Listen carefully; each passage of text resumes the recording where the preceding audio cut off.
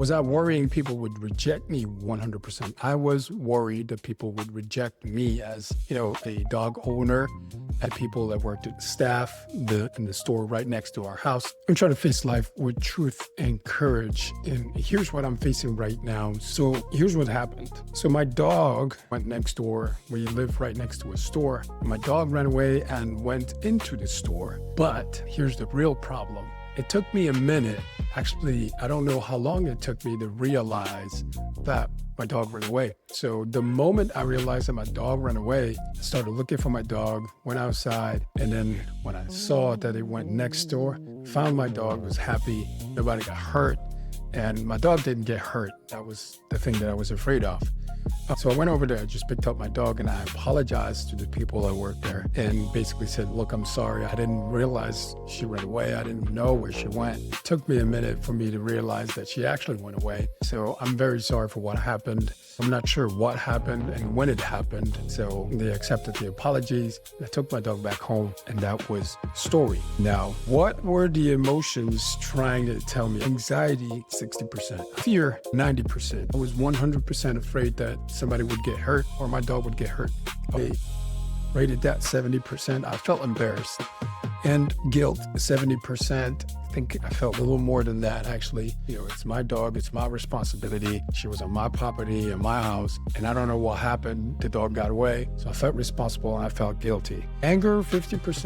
There was a little bit of anger in there towards myself, mostly, and sadness, 40%. So those are the emotions I felt. A lot of fear, mostly. Fear was number one, 90%. I think I should have put that at a 100%. So that's what I felt. So what were my emotions telling me? So I was ashamed when I went to apologize. When I actually found my dog, I apologized and I felt super ashamed. And I told him that I felt ashamed. I told him I feel embarrassed. I told him I felt so guilty about it. And I also thought, so my emotions were telling me, I thought that people that were working there, the staff, they would feel like I'm a irresponsible dog owner. So I felt super guilty and ashamed of that. And I also thought that, because I live right next to a store, I thought that these people would be judging me. So I thought, these people are going to know and they're going to talk about it and they're going to spread the word. And, they're going to judge me for being a bad dog owner. So those are the things that were going through my mind in that moment. In that moment, I thought they're going to think I'm a bad dog owner and I don't deserve this dog. What kind of dog owner is this? And blah, blah, blah. All those things were going through my mind in that moment as I was looking for my dog. So I was concerned. I was afraid. I was anxious. And on top of that, I was feeling super, super guilty. My emotions were raw. They were real. And they were kind of justified, I would say. In that moment, I felt super guilty. I didn't know where my dog was. And I felt super angry towards myself because I allowed that to happen some way, somehow. I know I didn't mean to. I know it was an accident, but it was still my responsibility. So I felt all those things all together.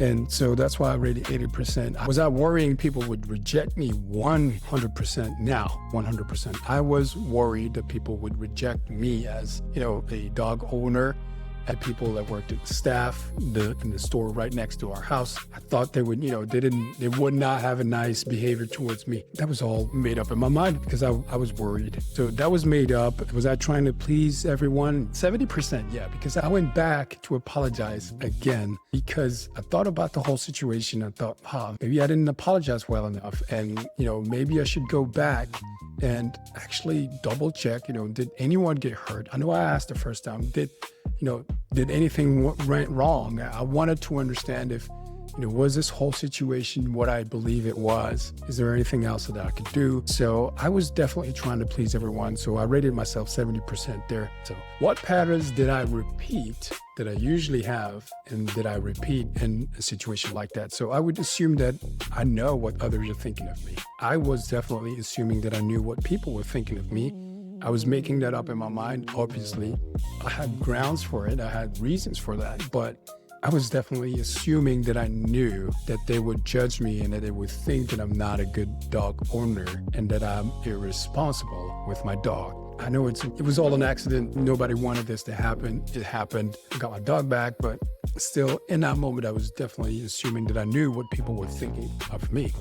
Can I imagine a better self? Yeah, I actually simply had to watch and listen for the actual evidence that they said everything was fine. They said that everything was fine and there was no reason for me to believe that I needed to go back and apologize again, which I did. My thoughts, they convinced me otherwise. They told me you might want to go back and apologize again and make sure that everything's okay, make sure that nobody got hurt, nobody got, scared. And although they reassured me the very first time, I think a better self would simply listen more for the evidence, for the actual evidence. And they told me everything is fine. So I didn't need to carry the guilt with me. So next time I'll try to watch for the evidence much more. I felt like I owed an extra apology and I felt like I needed to do something about it. I felt like I needed to, try to rectify the whole situation. I felt super, super guilty about this whole situation. Yes, it sucked. It wasn't fun. Is it true? Is it actually true? Whatever that I'm telling myself, is it actually true? That's one thing I could ask myself. Or I could actually ask for external proof. I had the proof.